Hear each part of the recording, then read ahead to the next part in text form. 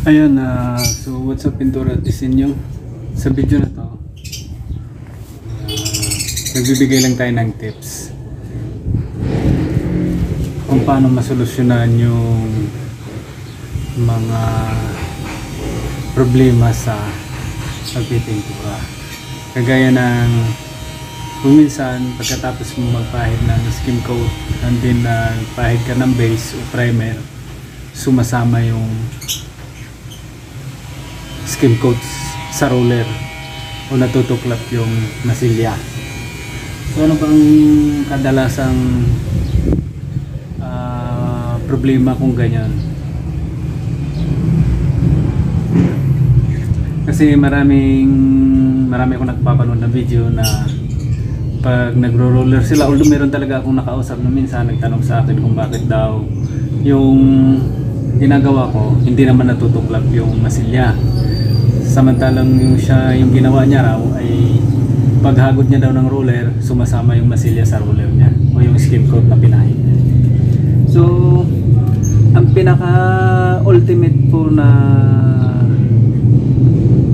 reason kung bakit sumasama yung masilya sa roller pag nagro-roller ka o natutuklap siya pag nagro-roller ka, ang pinaka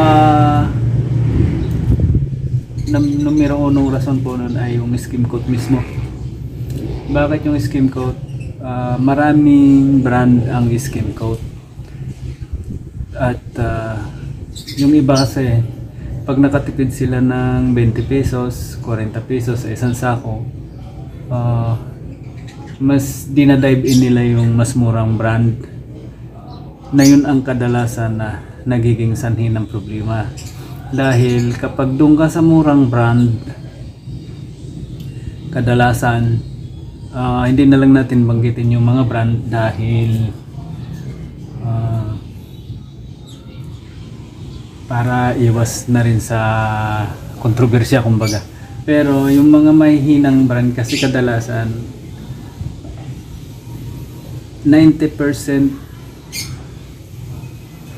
talaga na kapag ka nagmasilya ka, naliha mo na, kahit pa yung iba ginagawa nila, pinupunasan nila ng basang-basahan, pinapunasan ng basahan, binawalisan at kung ano pang klaseng linis para lang maiwasan na matuklap at lumubo yung pintura. Pero hindi talaga yun ang pinakarason. Ang pinakarason talaga ay yung brand mismo ng skim coat. So ito ay base lang din naman sa personal ko na experience. So ito ay sa personal lang na experience ko. Ang kadalaang ginagamit ko talaga na skim coat ay Bostik. Pag walang Bostik ay yung Boysin na construct. Skim coat ha, kasi may construct ng Boysin na para siyang liquid pate. Hindi yon yung skim coat mismo ng Boysin.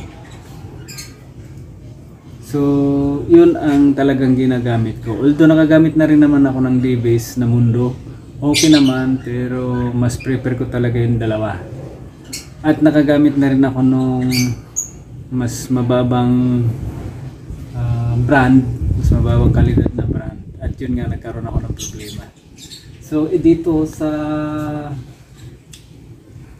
brand na ginagamit ko kadalasan, yung Bostik at saka yung Boysin, hindi mo na kailangan punasan ng basang-basahan para malis yung alikabok. Hindi mo na kailangan punasan ng basahan na yung buong surface. Uwalisan mo lang siya ng kaunti para mawala yung build up ng alikabok, kasi pag nagliliha ka nagbi-build up ng alikabok. So yun dapat kahit pa paano mawala yun. So yun lang ang ginagawa ko. Hindi na ako nagpupunas ng basahan, at awa naman ng Diyos ay marami na rin naman akong nagawa na yun ang brand na gamit ko, ay hindi naman ako nagkaroon ng problema na lumubo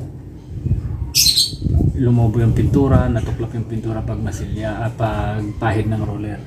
So although meron pa rin namang ibang pwedeng magiging rason, kagaya ng madumi yung surface na hinaguran ng pinagura na skim coat o kaya basa yung surface, pinahira na skim coat,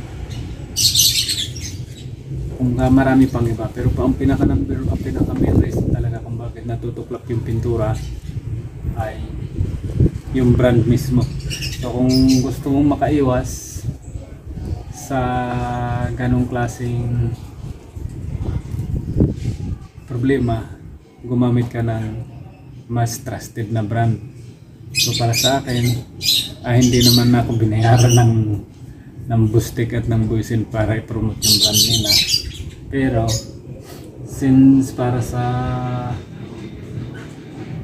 mga viewers natin na may ganitong problema, yung natitipid yun na 50 pesos o palagay mo ng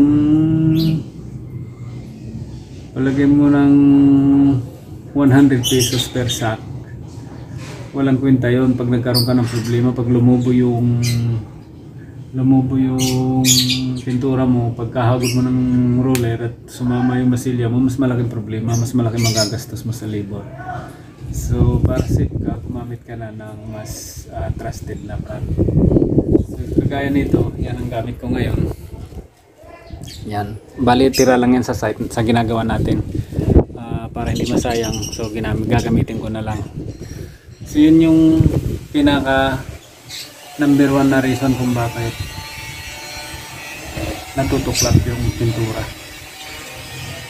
So yan lang mga kapintura tips nyo, at kung gusto nyo makaiwas na mabakbak, lumubo yung pintura,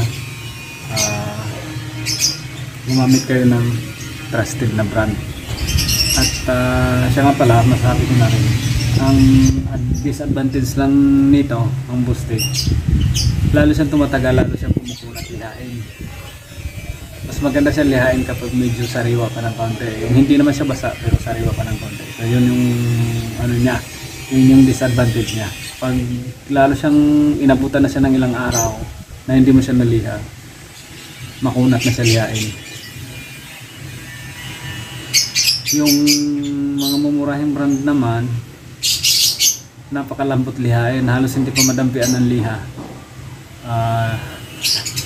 Nagpupulbos na siya ng kanya. So yun yung, kung gusto mong mabilis lihain, gumamit ka ng mumurahing brand. Kung gusto mo naman ng matibay na kahit mabasa ng tubig hindi masisira, kasi yung Bustek pwede rin siya sa exterior. So yun, yun lang pintura tisin nyo, at maraming salamat sa inyong pagsusubaybay sa mga uploads natin. At kahit na medyo bihira na tayo makapag-upload ngayon, dahil kung minsan kasi pag-arawan ang trabaho, mahirap kumuha ng footage dahil nakakahiya naman dun sa ginagawa natin. So yun lang mga boss, at maraming salamat.